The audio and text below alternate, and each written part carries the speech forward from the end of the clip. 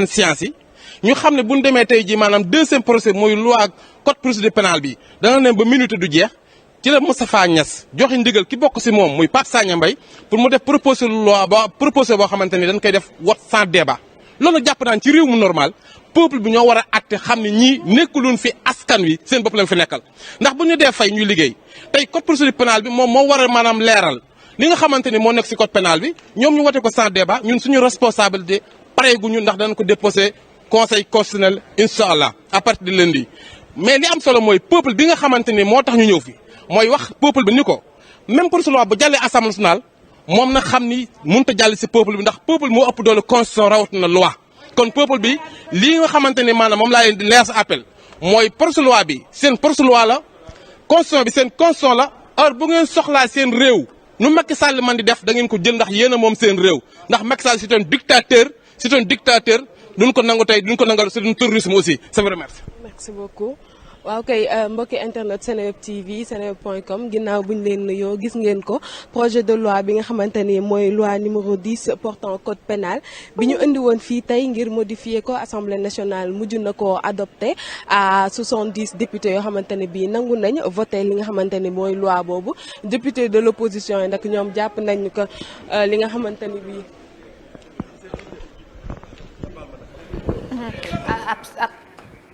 Absaan daf ñuy kon jëlal yeneen réaction foofee ca assemblée nationale ginnaaw bi nga xamee ni mbir mi tas na Abdou Bara Dolly moom la ñu gis noonu ak contestation bi nga xamante ne jàpp na bu nu mooy dinañ saisir conseil constitutionnel ngir rek mën a daal di wane seen bañ moom nag nee na mbir mi mën naa jàll kon ci boori kon ñoom ñi nga xamante ni ñoo di autorité yi waaye ci ñoom mbir mi jàpp na ne askan wi ñoo ko war a mën a xeexal seen bopp ba jëmal jañ ca yaakaaroon du mën a am fi mu nekk nii Cheikh Abdou Bara mu ngay àddu jëmlee ci wàllu. soo nekkee ministre mën nañ la bañ a déglu soo nekkee magistrat mën nañ la bañ a déglu waaye nag képp koo xamante ne maanaam kilifa diine nga ñoom am nañ sañ-sañ ñu déglu la ca duñ la tàggu juge bi mën na joxe ñu déglu kilifa diine yëpp tey seen téléphone yi ñu mettre ko en écoute di déglu xalifa généraux yi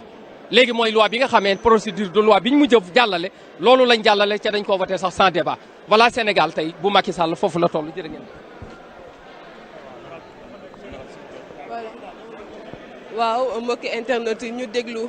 l'honorable député Aymérou Gningue di député. Vos impressions après la journée? Wow, ça a été une journée très longue avec des débats très animés et comme ni ngeen ko gisee je parle en français et comme vous l'avez déjà vu l'opposition a usé de tous les moyens que lui donne en tout cas notre règlement intérieur en question préalable et aussi pour pouvoir justement organiser le débat comme il l'avait souhaité. Nous avons été 55 députés à nous inscrire et à prendre la parole et écouter aussi le ministre donner ses explications. Je tiens à dire aux Sénégalais que ce code de procédure pénale et le code pénal, les modifications qui ont été apportées ne font que renforcer le dispositif sénégalais dans la lutte contre le terrorisme. Le terrorisme est un mal qu'aucun pays ne peut combattre tout seul. Il faut le combattre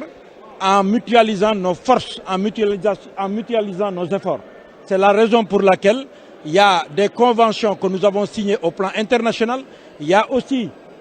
des conventions des Nations Unies qui font qu'aujourd'hui, il fallait qu'on mette notre législation nationale aux normes. Voilà les raisons pour lesquelles nous avons procédé à ces modifications, aussi bien du code pénal que du code de procédure pénale. Vous avez pu remarquer aussi que nous n'avons pas jugé nécessaire de discuter sur le code de procédure pénale, parce que les deux vont ensemble.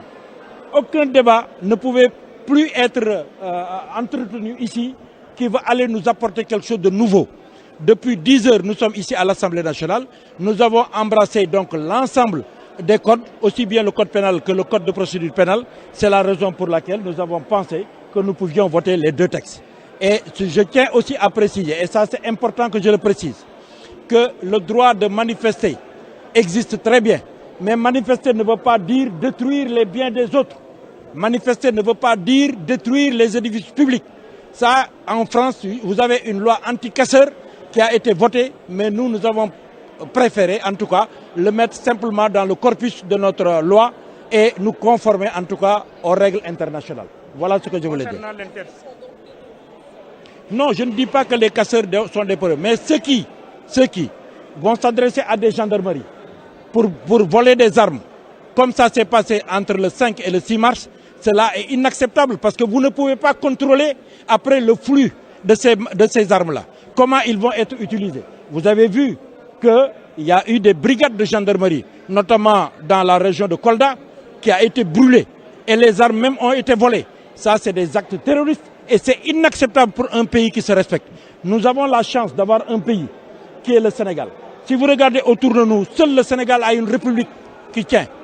Alors, sauvegardons cette république-là. Faisons de sorte que les libertés des personnes soient respectées. Faisons en sorte que les gens puissent travailler, aller et venir. Préservons leurs biens, mais ne tombons pas dans le terrorisme parce que le terrorisme, c'est quelque chose de grave. Non, la loi encadre. Maintenant, l'État va aussi mettre les moyens. Est-ce que vous savez ce qui se fait de par l'État? Le budget du ministère de la Défense, des forces de sécurité a été multiplié depuis l'avènement du président Macky Sall par 4. Pourquoi? Parce qu'il nous faut renforcer notre dispositif. Vous savez, la menace qu'il y a dans l'Afrique de l'Ouest, je ne vais pas citer des pays, mais vous êtes tous des Sénégalais, vous savez ce qui se passe. Préservons notre pays de ce terrorisme-là. Préservons, gardons la stabilité que nous avons dans ce pays-là, pour que ce pays continue d'être en tout cas un territoire de paix, un territoire de partage, où tous les Sénégalais peuvent vivre dans la paix et pouvoir se développer, en tout cas dans la concorde nationale. Voilà ce que...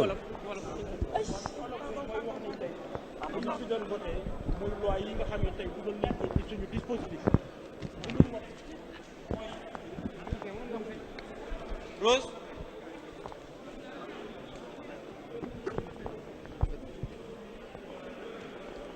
moom ñi jëlal ay réaction ki nga xamante ne moom ministre bi moom mooy ànd. Le terrorisme ou de quoi que ce soit. Étant entendu que le terrorisme est déjà dans notre corpus judiciaire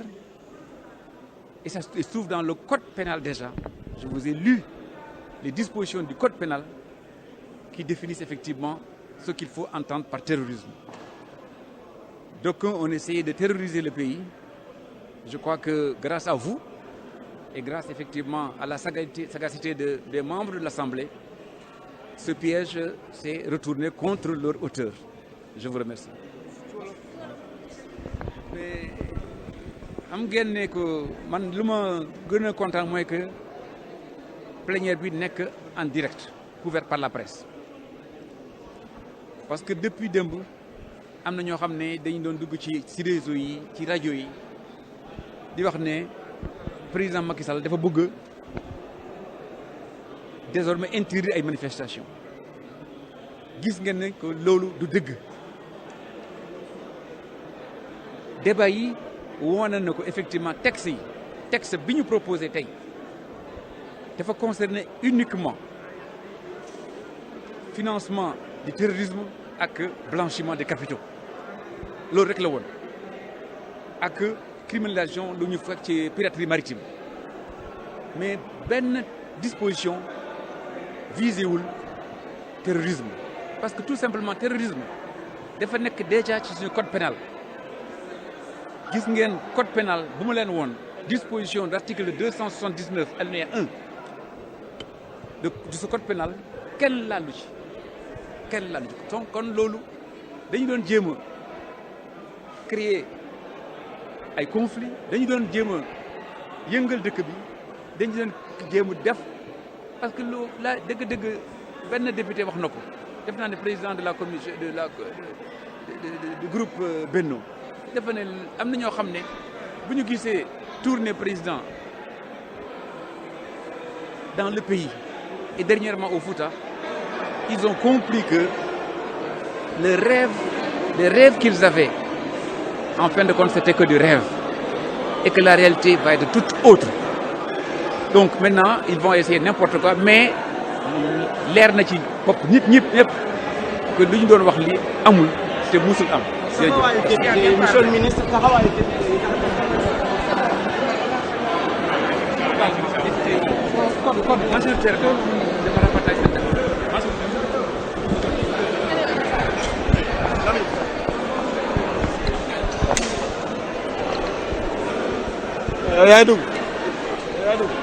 alors mbokki internetu Seneweb TV yi gis ngeen ko noonu mu nekkoon le ministre de la justice Malick Sall moom mi nga xamante ne tey ji moo fi teewoon ngir défendre procédure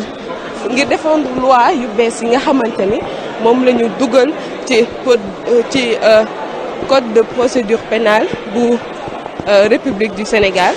gis ngeen ko noonu ñu ngi nii ci hall assemblée nationale député yi mujjee adopté à la majorité loi yi nga xamante ni moom la ñu fi indi woon mu concerné essentiellement ay loi yoo xamante ni dafa jëm ci wàllum xeexum terrorisme ñoom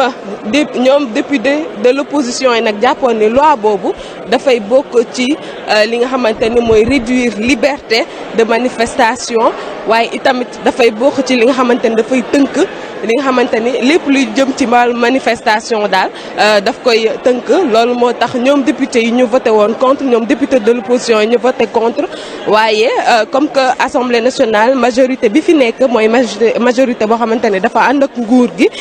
gis ngeen ko noonu moo tax ñu dem daal di voté ko ñu dem rek déglu ki nga xamante ne mooy présidente commission comme ça. Un peu difficile, c'était laborieux, mais on y est arrivé. Et je pense que l'opposition était dans son rôle, mais on a compris et je voulais féliciter mes collègues députés de la majorité qui ont compris et qui n'ont pas souvent suivi. Parce que je pense que l'essentiel était que ces deux lois soient adoptées. Et aujourd'hui, l'opinion publique va comprendre que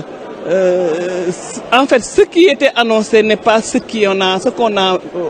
à quoi on a assisté aujourd'hui. Parce que c'était vraiment le gouvernement qui était dans son rôle de mettre à jour le code pénal par rapport à certaines dispositions pour mieux réglementer vraiment la gestion du financement du terrorisme, de la question de l'organisation des saisies au niveau du blanchiment d'argent, mais également de faire un retoilettage du code pénal par rapport à certains textes qui ont été adoptés précédemment. Donc je pense qu'il n'y avait pas péril en la demeure et tout est bien qui finit bien. Donc le code pénal a été adopté, le code de procédure pénale également a été adopté. Je pense que c'est deux codes qui vont ensemble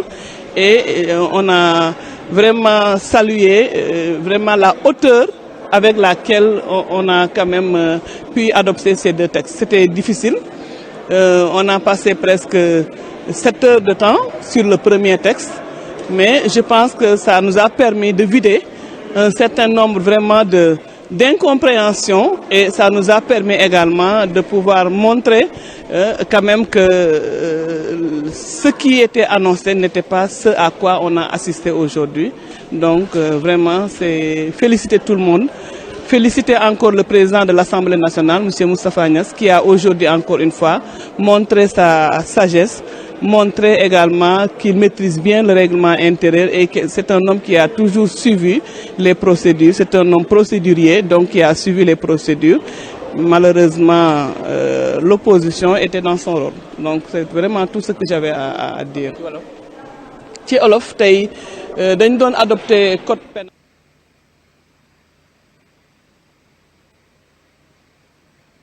Ok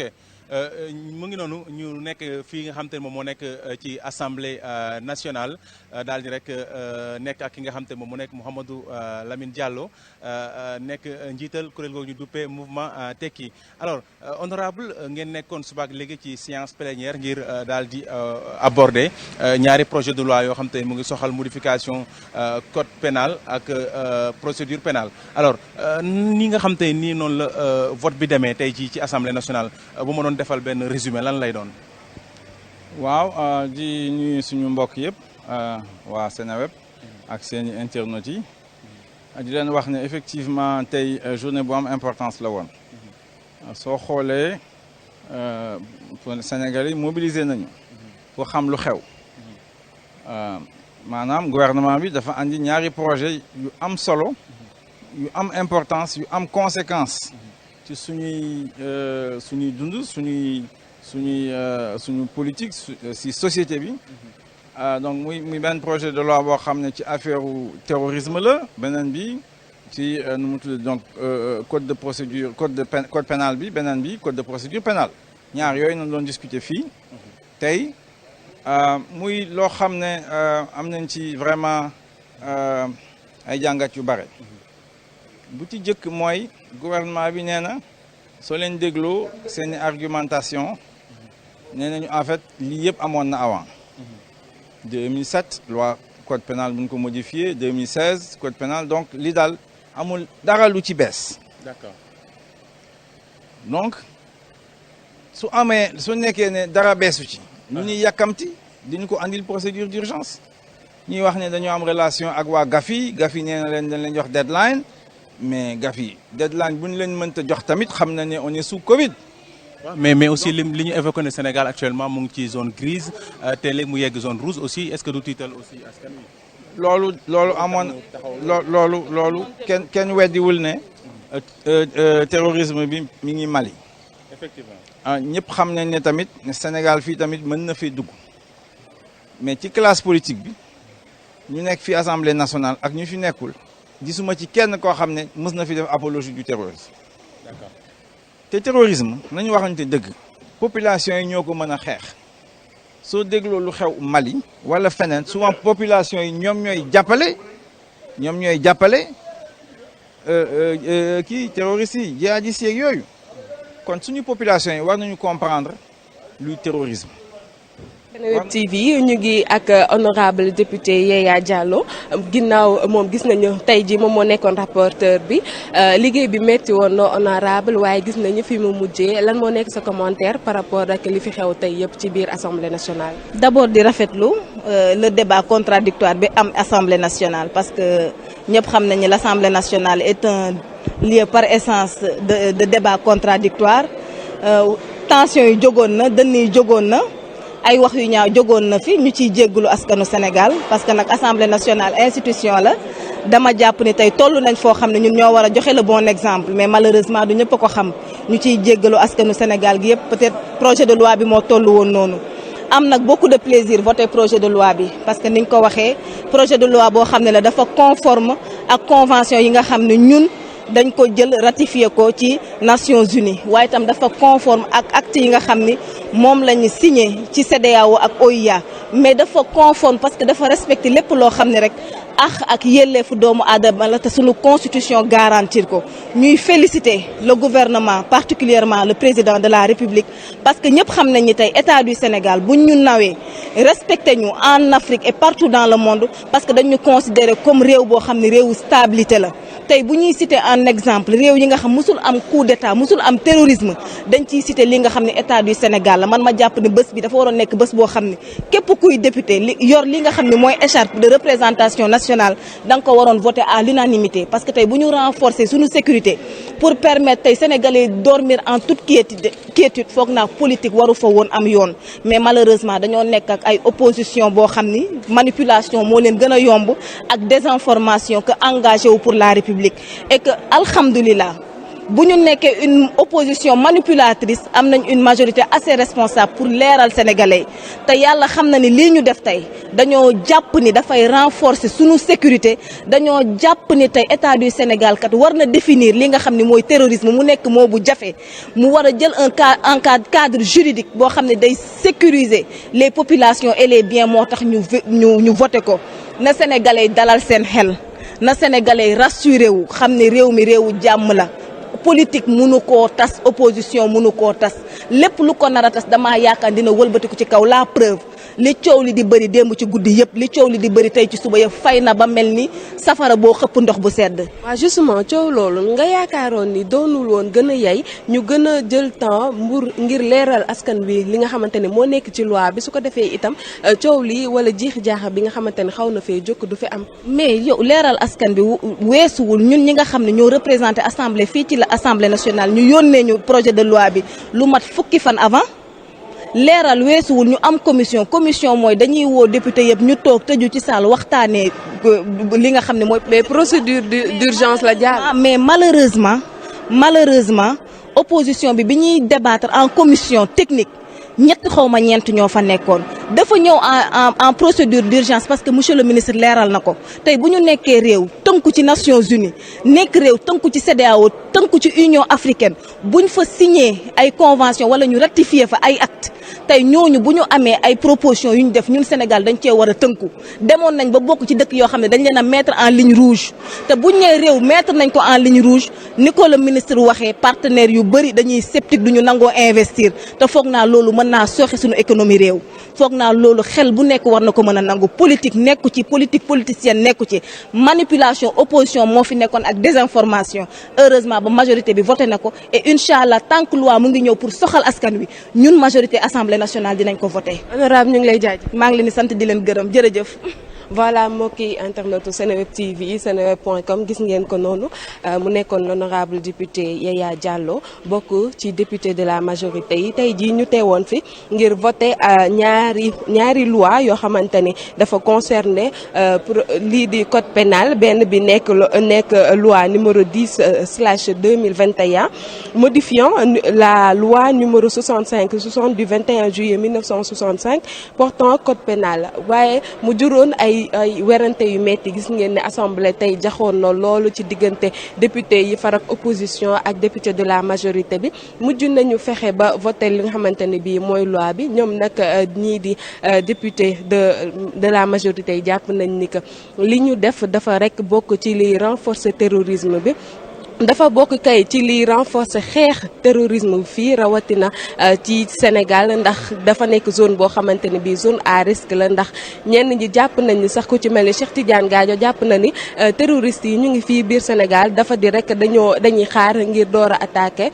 ba tax na war nañu jël bépp matuwaay rek ci wàllu yoon ngir mën a artu loolu mbokk yi gisoon ngeen ko ñun ak yéen ñoo yendoo woon ci Seneweb TV seneweb.com ñu leen di jaajëfal bu baax a baax di leen wax ne rek Seneweb nii rek lay demee dara du leen raw ci lépp loo xamante ne actualité sénégalaise la ay dem benn xanaa rek ma delloo la kàddu gi. Absa ñu ngi lay remercier bu baax yow ak sa caméraman Thier la yaakaar naa. ba sonn ngeen tey def ngeen fa 7 heures de temps yoo xamante ni Thierno Ba ñu koy jaajëfal moom tam sonn na dund ngeen ko metti woon na kon ñu leen di jaajëfal bu baax ci liggéey bu am solo bi nga xamante ni kon def ngeen ko foofee ca assemblée nationale Absa.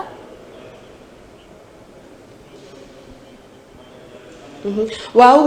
gis nga ko noonu xam naa rek dañ lay bàyyee kàddu gi rek daal di jox mbokk internet yi dig daje ci yeneen i bés. incha allah jaajëf. bul war aan nag dégg nga bul war aan pour ñibbisi. mën nga wax Absa kon moom moo ñu teewul.